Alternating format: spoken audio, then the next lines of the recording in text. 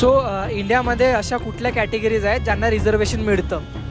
Reservation मिळतं एक तर पहिली असे भरपूर आहेत, पण त्यातले खास OBC म्हणून एक आहे, SC कॅटेगरी म्हणून एक आहे, SC BC म्हणून असतात, अजून एक्सेट्रा भरपूर असतात.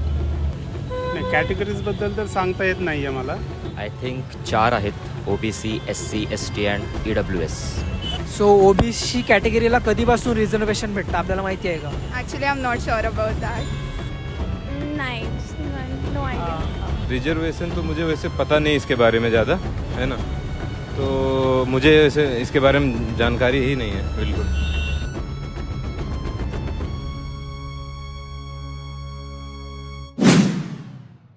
तर नमस्कार, मी मनोज तायडे आणि आरक्षण हक्क की रक्षण या पॉडकास्ट चॅनलच्या तिसऱ्या भागामध्ये आपलं स्वागत आहे. तर हा संपूर्ण भाग आरक्षणाच्या तांत्रिक बाबींवरती असेल, म्हणजेच OBC प्रवर्गाची निर्मिती कशी झाली, ठराविक प्रवर्गाला आरक्षणाचा टक्का कसा मिळाला, त्यामागची कारणं, नंतर OBC प्रवर्गामध्ये क्रिमिनलचे मुद्दे कसे निर्माण झाले आणि सर्वात महत्त्वाचं म्हणजे एका ठराविक प्रवर्गाचं रूपांतर राजकारण्यांनी वोट बँकमध्ये कसं केलं. तर या सर्व पैलूंचा वेध आपण घेणार आहोत या भागामध्ये. तर यासाठी आपल्यासोबत जुळलेले आहेत शास्त्र भारती महाराष्ट्राचे माजी अध्यक्ष व राष्ट्रीय सेवा दलाचे कार्यकर्ते श्री विलास केरोटे सर. तर नमस्कार सर. नमस्कार. तर सर आपण भागाकडे वळूयात. तर माझा पहिला प्रश्न तुम्हाला असा आहे की जे आपण प्रवर्ग बघतो SC, ST, OBC आणि त्यांना जो आरक्षणाचा टक्का दिला आहे 13% SCला असेल, STला 8% असेल किंवा OBCला 27% असेल, तर त्यामागचा अभ्यास व आधार काय होता? विशेषतः हे जे प्रवर्ग पडलेले आहेत हा एक आपल्या संपूर्ण भारतीय समाजव्यवस्थेचा तो भाग आहे. त्याला जरी आपण वेगवेगळी नामाभिधानं दिलेली असली, SC, ST, OBC, मागासवर्गीय, तर हा केवळ आर्थिक, सामाजिक आणि वेगवेगळ्या दृष्टीने मागासलेले घटक असल्यामुळे त्यांना सामाजिक आर्थिकदृष्ट्या पुढे आणण्यासाठी देशामध्ये या सगळ्या समाज घटकांनी वेगवेगळ्या माध्यमातून मागण्या केलेल्या होत्या.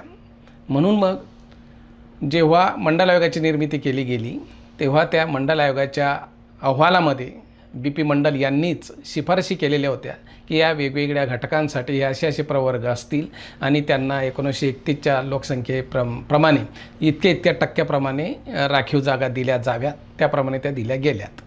बरं. तर सर दुसरा प्रश्न असा की आपण मागच्या 2 भागांमध्ये बघितलं की आरक्षण जे आहे ते जातींशी जोडलं गेलं आहे, पण खरं तर ते प्रवर्गावरती दिलेलं आहे, जसं की SC असेल, ST असेल, OBC असतील, हे प्रवर्ग आहेत. तर मग OBC प्रवर्गाची निर्मिती कशी झाली? OBC प्रवर्गाची निर्मिती याच्यातूनच झाली की SC, ST आणि आदिवासी हे ठळकदृष्ट्या आपल्याला शैक्षणिक आणि सामाजिकदृष्ट्या मागासलेले दिसतात, परंतु हा जो उरलेला घटक होता तो पण शैक्षणिक आणि सामाजिकदृष्ट्या मागास आहे असं निदर्शनास आलं. खरं म्हणजे खूप पूर्वीपाशीच आलं, पण मंडल आयोगाच्या वेळी विशेषतः जेव्हा तो अभ्यास केला गेला तेव्हा ते लक्षात आलं की या वर्गाला सुद्धा शैक्षणिक आणि सामाजिकदृष्ट्या राखीव जागा दिल्या गेल्या पाहिजे. म्हणून मग तेव्हा त्या आयोगानेच OBC प्रवर्गाची निर्मिती केली गेली असं मला. तर सर जे मंडल आयोग आपण म्हटलं की मंडल आयोगाची निर्मिती केली, तर त्याच्याबद्दल आपण काय सांगू शकता? म्हणजे मंडल आयोग कसं निर्माण झालं? मंडल आयोगाची निर्मिती ही सामाजिक मागणीतून आणि समाजात निर्माण झालेल्या ज्या वेगवेगळ्या प्रतिक्रिया तोपर्यंत होतच होत होत्या, त्या वेगवेगळ्या माध्यमातून होत होत्या. कधी मोर्चे असतील, कधी निवेदनं असतील, किंवा कधी वेगवेगळ्या प्रकारचे कमिशन असतील, किंवा शासनापुढे जे वेगवेगळ्या विकासविषयक योजना शासन तयार करत असतं तेव्हा हा संपूर्ण समाज सामाजिक आणि आर्थिक आणि शैक्षणिकदृष्ट्या विकसित कसा करता येईल त्याच्यासाठी जे सगळे प्रयत्न चालले होते. आणि त्याचाच एक भाग म्हणून हा प्रवर्गसुद्धा खूप उशिरा लक्षात आलं खरं म्हणजे की OBC याच्यामध्ये खूप जातींची संख्या आहे, अगदी 2-2.5 हजार त्या जाती देश पातळीवरच्या, आणि महाराष्ट्रामध्ये जवळजवळ 346 जाती त्या आहेत. हे खूप उशिरा लक्षात आलं की यांनी जरी सुतार असला, लोहार असला, कुंभार असला, कोणबी जरी असला आणि यांच्याकडे थोडीफार शेती जरी असली तरी तो शैक्षणिक आणि सामाजिकदृष्ट्या मागासलेला आहे, म्हणून त्यांच्यासाठी वेगळा प्रवर्ग निर्माण केला जावा, म्हणून तो त्यांच्यासाठी वेगळा प्रवर्ग निर्माण करण्यात आला. याच्यातलं मुख्य कारण हेच होतं की शेती आहे, शिक्षण आहे, परंतु रोजगार नाही, उत्पन्न नाही, नोकऱ्या नाही, म्हणून त्यांच्यासाठी वेगळा प्रवर्ग निर्माण करण्यात आला की त्यांनाही प्रगत केलं गेलं पाहिजे, हा त्याच्या पाठीमागचा उद्देश होता. बरं मग सर, आता SC असतील, ST असतील, OBC असतील, तर मग OBCंना ज्यावेळेस आरक्षण दिलं त्यावेळेस त्याचा परिणाम हा SC किंवा ST प्रवर्गावर पडला होता का? त्याच्यावर तेव्हाही पडला नाही, आत्ताही पडलेला नाही आणि पुढे सुद्धा पडणार नाही. कारण या 2 स्वतंत्र कॅटेगरीज आहेत. दोघांचा सामाजिक शैक्षणिकदृष्ट्या कंप्लीट स्तर हा वेगळा आहे. OBC हे काही प्रमाणात का होईना, काही प्रमाणात संपत्तीचे मालक आहेत. यांच्याकडे शेतीचं प्रमाण इतर SC, ST आणि आदिवासींपेक्षा जास्त आहे. यांचं शिक्षणाचं प्रमाण इतर वर्गापेक्षा जास्त आहे. आणि आता राखीव जागा जरी दिलेल्या असल्या तरी त्यांची टक्केवारी आणि यांची टक्केवारी ही स्वतंत्र आहे. त्यांना त्या टक्केवारीमधून OBCनं 27% भेटणार आहे आणि SC, STनं त्यांना जे टक्केवारी ठरवून दिलेली त्याच्यातून त्यांना भेटणार आहे. त्याच्यामुळे त्यांच्यामध्ये संघर्ष होण्याचं काहीच कारण नाही. आता जी काही भीती निर्माण केली जाते तो एक राजकारणाचा भाग आहे. त्याच्यामध्ये खोलात जाऊन किंवा त्याची फार चर्चा करावी असंही मला वाटत नाही. कारण त्याच्यात ते केवळ निवड राजकारण आहे की तुम्ही आमच्या टक्क्यामध्ये घुसू नका, आमच्या गटामध्ये येऊ नका आणि तुम्ही आमच्या टक्क्याचं मागू नका किंवा आम्ही तुम्हाला देणार नाही. घेणारे आणि देणारे तुम्ही कोण? एकूण जी सामाजिक, राजकीय आणि शैक्षणिक परिस्थिती आहे ते वास्तव टाळून चालणार नाही, त्याच्याकडे दुर्लक्ष करून चालणार नाही. म्हणून हा जो सगळा राखीव जागांचा जो भाग आहे तो SC आणि ST पुरता सामाजिकदृष्ट्या आहे. डॉक्टर बाबासाहेब आंबेडकरांनी घटनेत नमूद केल्याप्रमाणे की हा जो घटक होता SC आणि ST, वर्षानुवर्षे यांच्यावर जो सामाजिक अन्याय झालेला होता त्याला त्या अन्यायाचं परिमार्जन करण्यासाठी राखीव जागा दिल्या गेल्या. पण OBC आणि इतर जे आहे त्यांच्या ज्या मागण्या आहेत किंवा त्यांच्या ज्या गरजा आहेत त्या शैक्षणिक दृष्ट्या आणि सामाजिकदृष्ट्या निर्माण झालेल्या आहेत. त्याच्यामुळे त्यांचा दोघांचा संघर्ष होण्याचं काही कारणच येत नाही मला असं वाटतं. आणि जे काय असतंय किंवा जे काय दिसतंय, जे काही भीती निर्माण झालेली ती राजकारणापोटी झालेली आहे किंवा ती अज्ञानापोटी झालेली आहे आणि मला असं वाटतं ते होता कामा नये. बरोबर सर. तर सर आपण बघतो की आता OBCंना आरक्षण दिलं पण ते मंडळाने आरक्षण दिलं, तर त्याआधी OBC प्रवर्गाने आंदोलन वगैरे केली होती का? जसं की आता आपण बघतो की मराठा आरक्षणाचं आंदोलन चालू असेल किंवा वेगवेगळ्या जातींचं आंदोलन चालू असेल, तर त्यावेळेस OBC प्रवर्गाने आंदोलन केलं होतं का? नाही, आंदोलनही होतच असतात समाजामध्ये. ती राखीव जागांसाठी असो किंवा अन्य कोणत्याही कारणांसाठी असतो. समाज सतत प्रतिक्रिया देत राहतो, आपल्या मागण्या मांडत राहतो. त्याच्यासाठी काही जरांगेंसारखे फार मोठमोठाले मोर्चे काढायची गरज नाही किंवा एवढी लाखोंनी संख्या गोळा करायची गरज नाही. त्याकाळी छोटे मोठे मोर्चे निघत होते, लोक निवेदनं देत होती आणि सरकारही कल्याणकारी असल्यामुळे या सगळ्या समाज घटकांचा एकत्रितरित्या विचार करतच होती. म्हणून त्यावेळी OBC वर्गाची निर्मिती करण्यात आली. एवढंच, ते आत्ताच्यासारखं एवढं भडक नव्हतं, दिसत नव्हतं आणि थोडंसं जर आता बरेच माध्यमं डेव्हलप झालेली आहे त्याच्यामुळे पटकन ते लक्षात येतं आपल्या असं होतंय तसं होतं. पण ते बाई ते होतच होतं, प्रमाण थोडंसं कमी होतं. बरोबर. तर तसं आपण बोललात की मंडल आयोग निर्माण झालं तर त्यांनी काही निकष वापरले, जसं की आपण बोलले सामाजिक निकष त्यांनी वापरले, शैक्षणिक निकष त्यांनी वापरले. त्याच्यात आर्थिक निकष हा वापरला गेला होता का? नाही, त्यावेळी आर्थिक निकष म्हणजे त्यांचा अभ्यास केला गेला होता. म्हणजे OBCंचा विशेषतः की त्यांना राखीव जागा का दिल्या जाव्यात, तर त्याच्या पाठीमागचं मूळ कारण हेच होतं.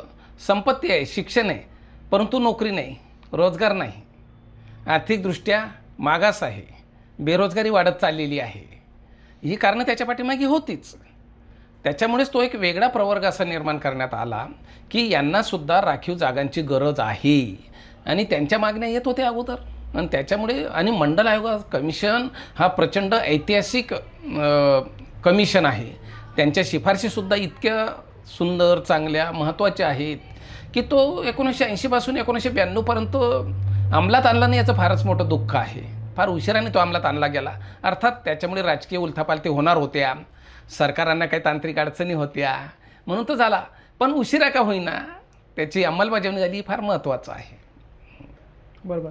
तर आपण असं बोललं की आर्थिक निकष पण त्यांनी वापरले गेले होते. जसं की आता आपण बघतो की OBC प्रवर्गामध्ये जर आर्थिक बाजूने काही लोकांचा जो असेल, जात असेल किंवा जे काही लोक असतील ते जर बुडारलेले असतील तर मग त्यांना आरक्षण मिळावं की नाही मिळावं, तर याचा विचार कसा केला सरकारने? नाही, इथं कंप्लीट ज्याचं म्हणजे सुरुवातीच्या काळामध्ये त्यांना दिलं जावं अशी सरळ सोट मंडल कमिशनमध्ये नोंद केली होती की या वर्गाला दिलं गेलं जावं.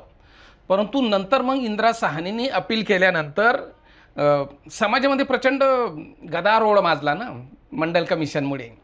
यांना कशासाठी, यांना का देतात, त्यांना का देतात, तेवढे टक्के का वगैरे वगैरे प्रचंड झालं. ते कदाचित तुम्ही जर वाचले पाठीमागचे तर जाळपोळीपासून दंगलीपासून तर अनेक प्रकार झाले BP मंडल कमिशन मान्य केल्यानंतर BP सिंगांच्या काळामध्ये. त्यावेळी सरसकट होतं. नंतर मग जसं आता आपली चर्चा पुढे जाईल तसं आपल्या लक्षात आलं की मग नंतर याच्यातला जो आर्थिकदृष्ट्या पुढारलेला वर्ग होता तो बाजूला काढला गेला. मग त्याला क्रीमी लेअर हे ठरविण्यात आलं. त्याचे काही लिमिट्स ठरल्या गेल्या.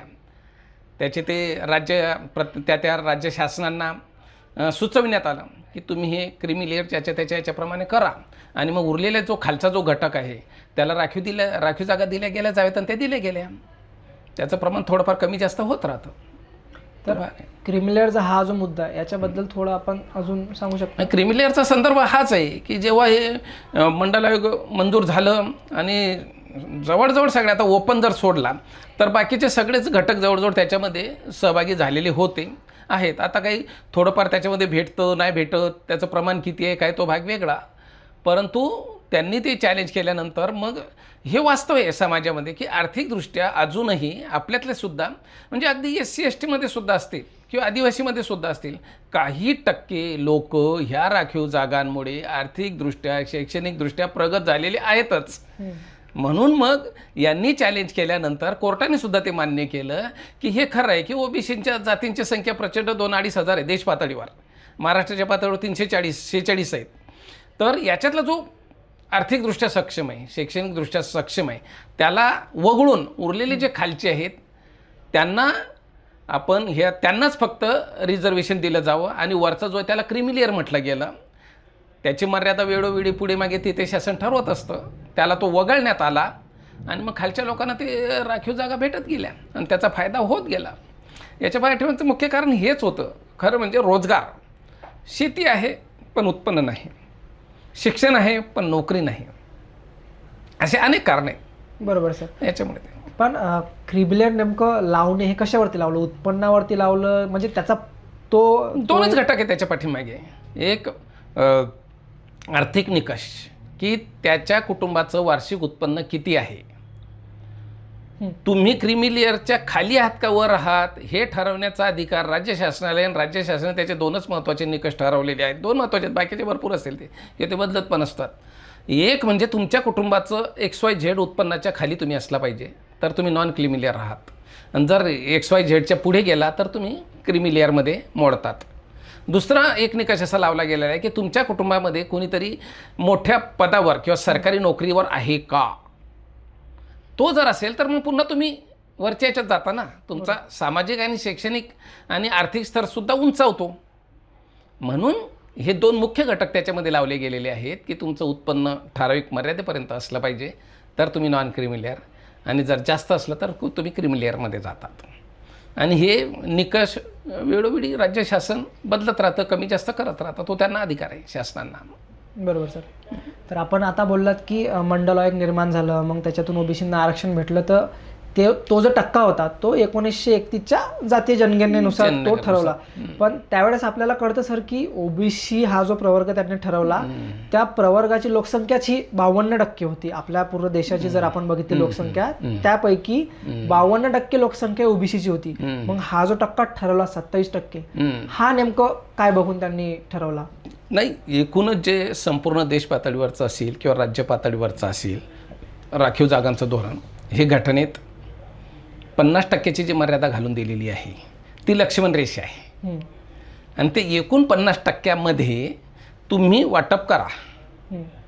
मग त्याला लोकसंख्या साधारणतः हे फार तुम्ही ढोबळ निकष लावता. त्याला लोकसंख्या जरी जास्त असली तरी त्याच्यामध्ये काही टक्केच अशी लोकसंख्या असते की जी सामाजिक आणि शैक्षणिकदृष्ट्या मागास असते. आलं लक्षात. म्हणजे खूप खोलात जाऊन जर याचा विचार केला की बऱ्याच वेळा लोक मागणी करतात की किंवा वेगवेगळ्या जाती समूह मागणी करतात, आमची लोकसंख्या एवढी आहे त्याच्याप्रमाणे मला एवढं भेटलं पाहिजे. पण तुमच्यामध्ये सामाजिक आणि आर्थिकदृष्ट्या प्रगती पण तेवढीच असते ना काही लोकांची. सगळेच काही मागास नसतात, सगळेच काही बेकार नसतात, सगळेच काही दारिद्र्य रेषेखालचे नसतात. म्हणून सुरुवातीला 1931चा संदर्भ जरी पॉप्युलेशनचा घेतला गेलेला असला तरी तो आताही तो तसा आहेच, जवळजवळ तो तसाच आहे. परंतु मी भविष्यकाळातलं बोलतोय किंवा अगदी वास्तव जाऊन बोलतोय किंवा मर्यादेच्या पलीकडे जाऊन बोलतोय की आपल्याला आज ना उद्या हा विचार करावाच लागेल की फक्त लोकसंख्येची टक्केवारी डोळ्यासमोर तुम्ही घेणार आहात का, तर ते नाही म्हणावं लागेल तुम्हाला आज ना उद्या. कारण त्यातला काही जो घटक आहे तो घटक तो SC असेल, ST असेल, आदिवासी असेल, ओपन असेल किंवा OBC असेल, तो शैक्षणिक, सामाजिक आणि आर्थिकदृष्ट्या विकास पावलेला आहेच. त्याच्यामुळे टक्केवारी काही असू द्या ती दिलेली आहे. त्याचा उपयोग तुम्ही कसा करतात हे तुमच्यावर अवलंबून आहे ना. टक्केवारी दिलेली आहे, तुम्हाला अगदी त्याच्या पुढे जाऊन सांगतो किंवा आपल्या मुलाखतीच्या अगदी पलीकडे जाऊन तुम्हाला मी सांगतो, टक्केवारी तुम्हाला दिलेली आहे. तुमच्यासाठी राखीव जागा आहे, तुम्ही त्या प्रवर्गातले आहेत. आणि तुमचं जर शिक्षणच झालेलं नसलं तर तुम्ही काय करणार, याला राखीव जागांचं धोरण काय करणार आहे. मी तुम्हाला अगोदर सांगितलं त्याच्याप्रमाणे की आपल्याला खूप खोलात जाऊन ह्या सगळ्या धोरणांचा, विचारांचा, राखीव जागांचा विचार करावा. तो आज ना उद्या करावाच लागणार आहे. तुम्ही आणि मी नाही केला तरी काय फरक पडणार नाही, उद्या दुसरे कोणीतरी तर करणारच आहेत. की याचा अर्थ असं नाही की बाबासाहेब आंबेडकरांनी दिलेली राखीव जागा रद्द करा वगैरे, तसं मी म्हणत नाही आहे. पण आज ना उद्या तुम्हाला चला आपण बाबासाहेब दिलेल्या आंबेडकर साहेबांनी दिलेल्या निकषावर आता विचार करूया. थोडंसं आउट ऑफ द बाउंड्री जाऊन आपण बोलूया आता की हा जो SC ST समाज आहे याला शतकानुशतके अन्याय पीडित होता म्हणून त्यांना राखीव जागा दिल्या गेल्या. पण 79 वर्ष झाली आपल्याला स्वातंत्र्य मिळून. त्या काळामध्ये एकूणच समाजव्यवस्थेने आणि सरकारांनी यांचा सामाजिक स्तर उंचावण्यासाठी राखीव जागा सोडून जे अन्य प्रयत्न केले त्याचा रिझल्ट काय आहे, त्याचा रिझल्ट पॉझिटिव्ह का निगेटिव्ह आहे याचं सोशल ऑडिट तुम्ही केलं आहे का, नाही केलेलं नाही, करत नाही. कारण का, तर तुमच्याच याच्यातला हा भाग म्हणून याच्यामध्ये राजकारण फार घुसलेलं आहे. राखीव जागा मागणारे सुद्धा आणि देणारे सुद्धा या विषयांकडे विकासाचा मुद्दा म्हणून न पाहता, म्हणजे थोडे घटक जे आहेत की ज्याला खरीच नोकरीची गरज आहे, शिक्षणामध्ये रिझर्वेशन पाहिजे त्यांना, मान्य आहे, पण तो थोडा घटक आहे. जो उरलेला जो घटक आहे किंवा ज्या मागण्या येत आहेत किंवा ज्याच्यावरून राजकारण होतं आहे त्याच्यात अनेक घटक प्रभावीपणे काम करतात असं मला म्हणायचं आहे. बरोबर सर. तर आपण आता बोललात की डॉक्टर बाबासाहेब आंबेडकरांनी जे निकष वापरले होते, जसं की आरक्षण दिलं, तर आरक्षण वगळता त्यांनी जे वेगळे प्रयत्न केले तर त्या प्रयत्नाबद्दल आपण काय सांगू शकता. नाही, बाबासाहेब आंबेडकरांनी सांगितलंच होतं तेव्हाही की हा जो एकूणच SC ST घटक आहेत याच्यावर शतकानुशतके अन्याय झाले, त्यांना आपण पुढे आणलं पाहिजे, त्यांच्या त्या अन्यायाचं परिमार्जन झालं पाहिजे. परंतु त्याच्या जोडीला तेव्हापासून ते आत्तापर्यंतच्या शासनाने प्रयत्न काहीच केले नाही असं आपण म्हणू नये. तो अन्याय होईल सगळ्या शासनावर. ते अगदी नरेंद्र मोदीचं काही शासन असे ना, शेवटी त्या स्कीम तर चालू आहे सगळ्यात. कोणतीही स्कीम घ्या तुम्ही, आदिवासी विकास विभाग स्वतंत्रपणे त्यांचं प्लॅनिंग आहे, आदिवासी विकास विभागासाठी प्लॅन आहे, स्वतंत्रपणे त्यांचं बजेट तयार होतं. जवळजवळ 140 का 45 योजना आहे त्यांच्यासाठी, करोडो रुपयाचा खर्च होतो. वेगवेगळी महामंडळं आहेत, वेगवेगळ्या शिष्यवृत्त्या आहेत, प्रचंड स्कीम्स आहेत. हे सगळे प्रयत्न हा प्रयत्नाचाच भाग आहे. एका बाजूनं राखीव जागा दिलेली आहे, दुसऱ्या बाजूनं ही सगळी व्यवस्था निर्माण केली गेलेली आहे. योजनांच्या माध्यमातून असेल, फंडच्या माध्यमातून असेल किंवा इलेक्शनमध्ये सुद्धा, आपल्या याच्यामध्ये सुद्धा, विधानमंडळामध्ये सुद्धा, कायदेमंडळामध्ये सुद्धा, लोकसभेमध्ये, राज्यसभेमध्ये सुद्धा राखीव जागा आहेत, मग दिलेले आहेत, आलेले आहेत आतापर्यंतचे वेगवेगळ्या घटकातले प्रतिनिधी निवडून. ते राखीव जागांमुळे निवडून आलेले असू द्यात किंवा ओपनमधून आलेले असू द्यात, आलात ना निवडून तुम्ही, ही संधी मिळालेली आहे. तर त्याचं अगदी सोशल ऑडिट जर करायला गेलो तर पॉझिटिव्ह आपल्या हाताला भेटेल. परंतु एकूणच जी परिस्थिती किंवा जे माहिती आपल्या डोळ्यासमोर येते त्यामुळे आपल्यासारखे लोक गोंधळून जातात, काहीच होत नाही, आम्हाला काहीच भेटत नाही. तर ते तसं नाही आहे, भेटलेलं आहे. परंतु लोकसंख्या 140 कोटी आहे, आला लक्षात. नोकऱ्यांचं आता माझ्याजवळ रिपोर्ट आहे यांचा, थोरातांचा, की नोकऱ्यांची संख्या फार लिमिटेड आहे ना, नोकऱ्यांची संख्या फार लिमिटेड आहे. किती लोकांना नोकऱ्या देणार, सर्वांना नाही सामावून घेता येणार. म्हणून मग आता अलीकडे काही लोक म्हणतात की खाजगी क्षेत्रामध्ये सुद्धा काही टक्के राखीव जागा ठेवा. त्याच्या पाठीमागचा उद्देश जरी चांगला असला तर तो पूर्णपणे 100% यशस्वी होईल असं मला वाटत नाही. कारण दुसऱ्या बाजूनं तुमचं बजेट फार मोठं आहे, फार वेगवेगळ्या योजनांवर अगदी सार्वजनिक आणि कौटुंबिकसुद्धा प्रचंड पैसे खर्च होतात. त्याच्या परिणामकारकतेवर काम करावं लागेल असं मला वाटतं. योजना खूप आहे, खर्च खूप होत आहेत, सगळ्या घटकांना न्याय देण्याचा प्रयत्न चाललेला आहे, मग यश का भेटत नाही? बरोबर. तर भेटत का नाही याची चिकित्सा झाली पाहिजे. मुद्दा नंबर 1 बघा, भेटत नाही हे सार्वजनिक अंडरस्टँडिंग आहे असं मला वाटतं, पण त्याची चिकित्सा झाली पाहिजे. आणि जर होत नसेल तर ते होण्यासाठी करण्यासाठी प्रयत्न करावे लागतील. आणि त्याच्यासाठी फक्त शासनाकडे बोट दाखवून चालणार नाही. शेवटी समाज म्हणून, देशाचा राज्याचा नागरिक म्हणून आपली पण काहीतरी जबाबदारी आहे ना. What we are doing for that. तर उरलेले 4 बोटं आपल्याकडे सुद्धा आहे, त्याचं सुद्धा आत्मपरीक्षण उरलेल्या समाजाने करावं असं मला वाटतं. बरोबर. तर आता आपण समाजाबद्दल बोललात, तर आपला उरलेल्या भागाकडे आपण जाऊयात की आता एखादा वर्ग असेल, कुठल्याही प्रवर्गाचं रूपांतर हे राजकारण्यांनी ओडबँकमध्ये कसं केलं? ते जसं जसं राजकारण हे पक्ष केंद्रित होत गेलं, व्यक्ती केंद्रित होत गेलं आणि त्याच्यामध्ये वेगवेगळे घटक फार सक्रिय झालेत. आता ते घटक I don't want to name them कारण तुम्हाला ते माहिती आहेत. आणि ते आता अलीकडच्या काळामध्ये तर प्रचंड वाईट अवस्थेला पोचलेलं आहे. त्याच्या बाबतीत सर्वसाधारणतः चांगले लोक बोलायलासुद्धा धजावत नाही, इतकी वाईट अवस्था आलेली आहे. आणि याला कारण अलीकडचेच पक्ष किंवा सरकार आहे असं मी म्हणत नाही. सुरुवातीची पण होती, त्यांनी पण याची सुरुवात करून दिली सुरुवातीच्या काळापासून अगदी. तर मला असं वाटतं राजकारणाचं शुद्धीकरण करण्याची फार गरज आहे. राजकारणासाठी वापर झालेलाच आहे. म्हणजे अगदीच डॉक्टर बाबासाहेब आंबेडकरांनी वेगळ्या अर्थाने राखीव जागा मागितल्या होत्या. पुणे करार केला गेला महात्मा गांधींसोबत, त्यांचा उद्देश वेगळा होता. परंतु अजूनसुद्धा लोक म्हणतात पुणे करार चुकीचा झाला, जो काय असेल तो. पण जे काय भेटलं, जे काय मिळालं, त्याचा वापर आपण कशासाठी केला? जातींसाठी केला, पक्षवाढीसाठी केला, का ज्या समाजाचं प्रतिनिधित्व तुम्ही करतायत त्याच्या विकासासाठी केला? आत्तापर्यंत सगळ्या SC ST आदिवासी आमदारांची संख्या जर काढली, आमदार खासदार मंत्री, तर मला तर वाटतं लाखापर्यंत ती जाईल संपूर्ण देशभरातली. आणि त्या मतदारसंघातलं जर समजा आपण विकासाचं किंवा त्या समाजाचं जर पाहिलं चित्र, तर कदाचित आर्थिकदृष्ट्या विकसित पावलेले आहेत किंवा असतील, पण सामाजिकदृष्ट्या काय? हा जो वर्ग आहे तो वर्ग स्वतःच्या कुटुंबाच्या पलीकडे पाहायला शिकला का किंवा तो करतोय का? तर ते नाही. कारण डॉक्टर बाबासाहेब आंबेडकर तेव्हा म्हटले होते, मी आता सांगायची गरज नाही मित्रांनो, ते तेव्हा म्हटले होते, पढे लिखे लोगों ने मुझे धोखा दिया है. हे बाबासाहेब आंबेडकर म्हटले होते. मी आता म्हणत नाही आहे किंवा आता आम्ही म्हणायची गरज नाही आहे. जे आमदार झाले, जे खासदार झाले, जे मंत्री झालेत, किंवा अगदी मी म्हणेल ग्रामपंचायतीचा सरपंचसुद्धा असेल, तर बाबा तू ग्रामपंचायतीच्या विकासासाठी किती काम केलं, त्या समाजासाठी, त्या गावासाठी, आणि तू स्वतःसाठी किती काम केलं, हे नाईलाजानं म्हणावं लागतं आहे आम्हाला.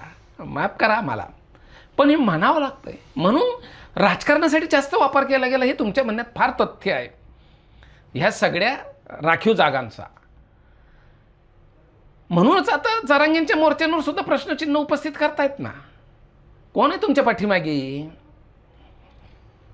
असं सहज प्रश्न विचारतात लोक. तो प्रश्न बरोबर आहे का चुकीचा आहे तो भाग वेगळा. मग बाकीचे सुद्धा आता पटापट मोर्चे निघालेलेच आहेत. तर त्याच्या पाठीमागचा तुम्ही जो राजकारण शब्द वापरला तो मी तुम्हाला सांगतो ना आता, की संघटनेच्या माध्यमातून, पक्षाच्या माध्यमातून नेता व्हायचं. म्हणजे आता त्या नेत्याचं मला नाव घ्यावं असं वाटत नाही. तो इतक्या खालच्या पातळीवर मीडियासमोर बोलतो, तो ते एका विशिष्ट समाजाचं प्रतिनिधित्व करतो. आणि त्याचं त्याच्या अगोदरचं कर्तृत्व काय होतं? काही नव्हतं. मी नाव घेत नाही आहे, तुम्ही समजून घ्या. सुज्ञ आहात तुम्ही. असले लोक तुम्ही आमदार करतायत विधानसभेमध्ये, विधान परिषदेमध्ये. तर त्यांच्या त्या समाजाचा, त्यांच्या त्या राखीव जागाचा वापर राजकारणासाठी झाला हे सिद्ध होतंय ना. त्या संघटनेने असेल, त्या पक्षाने असेल किंवा तुमच्या पक्षाने असेल, सत्ताधारी पक्षाने असेल. कारण ही जी वापरलेली लोक आहेत ही वेगळे विशिष्ट जाती धर्माची आहेत आणि ते जातींच्या संघटना चालवत आहेत. कोणीतरी धनगरांचे चालवतो, कोणी वंजारीचे चालवतो, कोणी आदिवासींचे चालवतो, कोणी ओबीसीचे चालवतो. म्हणजे प्रस्थापित राजकीय पक्षांनी वापर केला की नाही केला हे मान्य आहे, केलाही असेल. परंतु आता ह्या ज्या वेगवेगळ्या संघटना निर्माण होत आहेत, कशासाठी? समाजाच्या प्रश्नासाठी ना. मग समाजाच्या प्रश्नासाठी काम करा ना तुम्ही, आणि त्याच भाषेत बोला ना, त्याच मागण्या मांडा ना. इकडे तिकडे फापट कशाला करता? तुमची भाषा काय प्रकारची आहे? तुमच्या मोर्चाचं एकूण नियोजन कोणत्या प्रकारचं आहे? याच्यावरून लक्षात येतं की फक्त राजकीय पक्षच नाही, तर हे मागण्या मागणारे घटकसुद्धा आपल्या जातीचा, आपल्या मागण्यांचा राजकारणासाठी वापर करतायत का? ही शंका सहज निर्माण होते. त्याच्यामुळे आपण दोन्ही अंगाने विचार केला पाहिजे याचा, असं मला. बरोबर. तर हे झालं राजकारणाबाबत, की आता एखादा व्यक्ती कुठल्या तरी प्रवर्गाचं प्रतिनिधित्व करत असेल, तर जसं की आपण बोललात की सरपंच जर आपण झालात, आपल्याला निवडून आणलं, तर तुमचं काय काम आहे. तसंच आपण त्याच्या आधी बोललात की जर एक बोट तुमचं सरकारकडे असेल तर 4 बोटं स्वतःकडे आहेत. तर सामाजिक घटक म्हणून जे लोक आहेत समाजाचे, तर 4 बोटं त्यांच्याकडे आहेत. तर तुमच्या मते त्यांनी काय करावं याबद्दल? त्यांनी सर्वात प्रथम जनतेने चांगले उमेदवार निवडून द्यावेत. मुद्दा नंबर 1. नाहीच भेटला तुम्हाला ना, तर मी इथून पाठीमागे नाईलाजाने म्हणतो, मी लोकशाही आहे, समाजवादी आहे, लोकशाही समाजवादी कार्यकर्ता आहे, तरी मी म्हणेल नाईलाजाने की मतच टाकू नका तुम्ही, नोटा करा. एकूण मतदानाचं प्रमाण जर कमी झालं तर त्यांच्या लक्षात येईल की आपण उमेदवार चुकीचे दिलेत म्हणून. जे उमेदवार उभे आहेत त्यांच्या पण लक्षात येईल की अरे आपल्याला नाकारलंय सगळ्यांनाच. हा मी अगदी नाईलाजाने पर्याय सुचवत आहे. मुद्दा नंबर 1. मुद्दा नंबर 2, की जे चांगले लोक फक्त टीका करतात राजकारणावर, अभ्यासू आहेत, चांगले आहेत अगदी, तर या चांगल्या लोकांनी प्रत्यक्ष राजकारणात सक्रिय व्हायचं. कोणत्याही पातळीवर असेल ते. तुम्ही पाठिंबा द्या, तुम्ही भाषणं करा, तुम्ही मतदान करा, किंवा तुम्ही उमेदवार व्हा, पण व्हा. जो तुम्हाला चांगला पक्ष वाटतो त्याच्यात तुम्ही काम करा. म्हणजे गढूळ पाण्यामध्ये वरून जर चांगलं शुद्ध पाणी टाकत गेलो आपण, तर गढूळ पाणी बाहेर पडेल. तुम्ही जर नुसते टीकाच करत राहिले तर कसं होणार? उतरावं लागेल ना राजकारणात. म्हणून विशेषतः तरुण वर्गाने, जे चांगले तरुण कार्यकर्ते, तरुण या अर्थाने कारण त्यांच्या कल्पना, स्वप्न, उमेद, अभ्यास चांगला असतो. पुढे कार्यकाळ त्यांच्या पुढे शिल्लक असतो 20, 30, 35, 40 वर्षाचा. त्याच्यामुळे त्यांनी जास्त राजकारणात उतरावं. अगदी 25पासून ते 40पर्यंतच मी म्हणेल की यांना हे निकष लागू पडतात.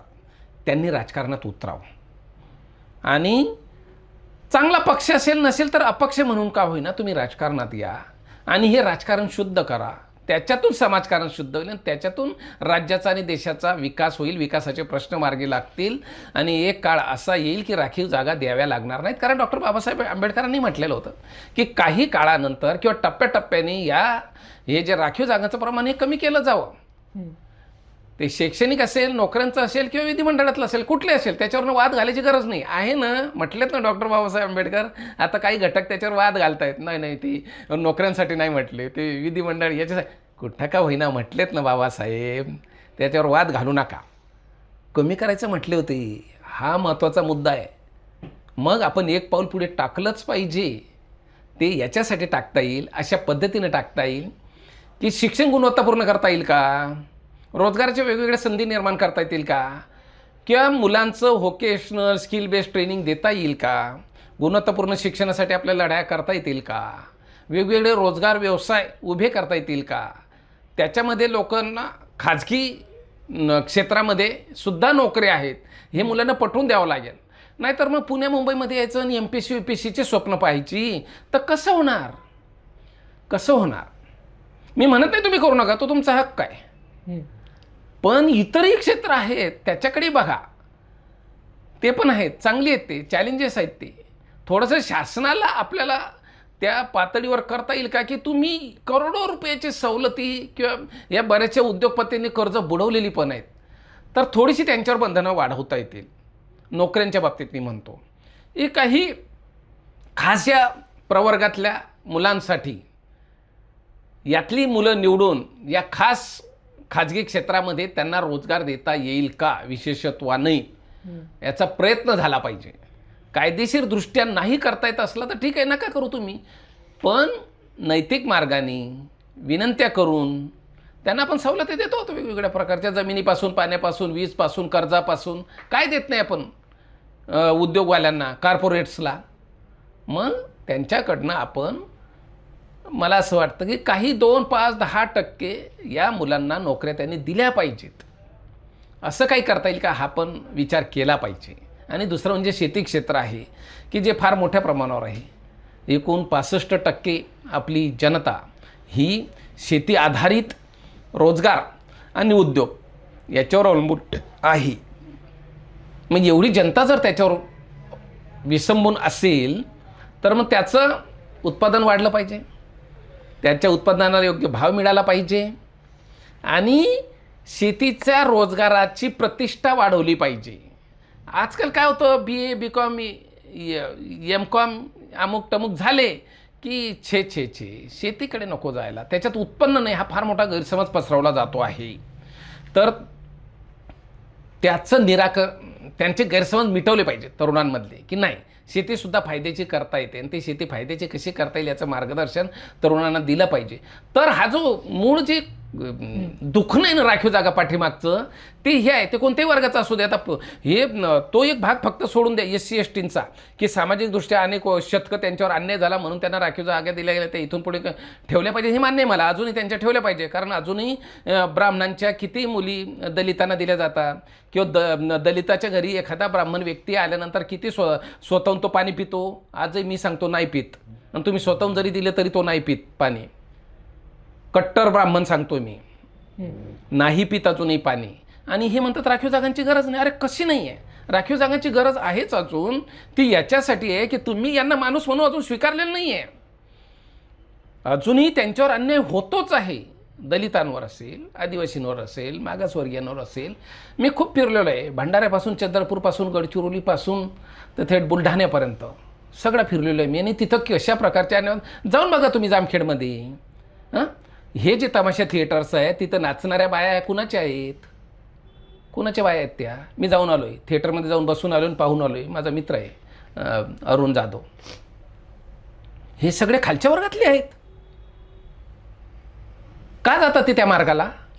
कारण कुटुंबामध्ये आर्थिक उत्पन्नाचं साधन नाही, शिक्षण नाही, म्हणून या, आणि अवहेलना आहेच, ती 5वीला पुजलेली आहे.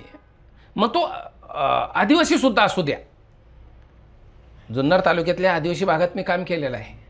त्या लोकांना तो जेव्हा एखादा तलाखीमधला किंवा वरच्या राजूरमधला हिंदू माधव कोळी असू दे किंवा ठाकर असू द्या, जेव्हा जुन्नरला बाजारामध्ये येतो तेव्हा त्याच्याकडे कोणत्या नजरेने पाहिलं जातं, ह्या नजरा मी पाहिलेल्या आहेत माझ्या डोळ्याने. आताही येते, आताही घडता येते.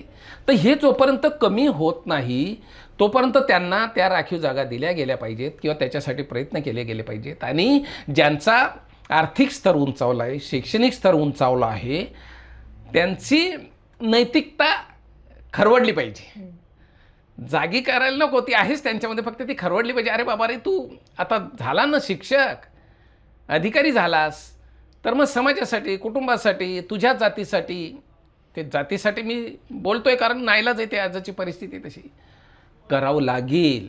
आणि या आघाड्यांवर आताच्या राज्यातल्या, देशातल्या सामाजिक संस्था, संघटना, राजकीय पक्ष, सरकारांना कामं करावी लागतील. केवळ फक्त राखीव जागा दिल्या किंवा तुम्ही राखीव जागा मागतायत म्हणून तुमचा प्रचंड विकास होईल, या गैरसमजात दोन्ही घटकांनी राहू नये. तो होईल म्हणजे जरांगेंनी मोर्चा काढला, तो हे झालं, गॅजेटनुसार GR काढला गेला, काय बरोबर, म्हणजे किती टक्के नोकऱ्या भेटतील हे प्रश्न. जसं ओबीसींना जसं क्रिमिनलचा मुद्दा दिलाय, म्हणजे त्यांच्यावरती जसं लागू केलंय तसं बाकी प्रवर्ग जसे आहेत SC ST त्यांच्यावरती पण लागू ते करायचं. आज ना उद्या करावंच लागेल. आज ना उद्या करावं लागेल, कारण त्यावेळी इंदिरा साहनी गेली, उद्या आणखी कुठली तरी इंदिरा साहनी उभी राहणार आहे. आतासुद्धा चर्चा चालूच आहे दबक्या आवाजामध्ये की आता हे निकष लावायचे का, आर्थिक निकष, शैक्षणिक निकष वगैरे वगैरे वगैरे. तर या त्या स्वरूपात हे लावावं लागेल असं मला वाटतं. बरोबर सर. तर खूप खूप धन्यवाद आपले, कारण की आपण जे सांगितले जसं की आरक्षणाचं जे विषय आहेत ते फक्त शासनावरती बोट करून चालणार नाही, तर आपण एक सामाजिक घटक म्हणून सुद्धा त्याचा एक भाग आहोत. आपण काय करायला पाहिजे किंवा तरुणांनी काय करायला पाहिजे, राजकारणामध्ये काय बदल व्हायला पाहिजे याची माहिती किंवा याच्यावरती आपले विचार फार छान आपण मांडलेले आहेत सर. त्याच्यासाठी मी खूप खूप मनापासून आपले आभार मानतो. आणि अशीच माहिती मिळवण्यासाठी आपल्या पॉडकास्ट चॅनलला सबस्क्राईब करा, लाईक करा आणि शेअर करा. भेटूयात पुढच्या भागामध्ये. धन्यवाद.